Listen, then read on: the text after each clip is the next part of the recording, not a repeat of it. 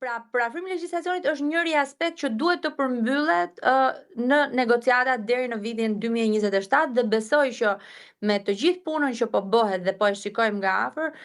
është absolutisht një objektiv ambicioz, por i arritshëm. Nga ana tjetër, puna që duhet të bëjë qeveria, të cilën siç edhe e përmenda, 50% e reformave që janë në reform agjendën aktuale janë realizuar, vërteton që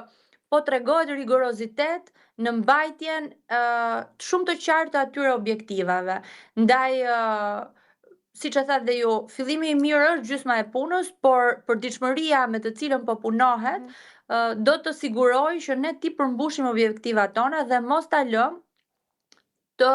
na rrëshkas ky moment dhe ky momentum shumë i rëndësishëm për të ardhmen europiane të Shqipërisë dhe të gjithë qytetarëve shqiptar. Europa është e vetmja familje e madhe ku ne duam të bëjmë pjesë dhe kjo nuk ndryshon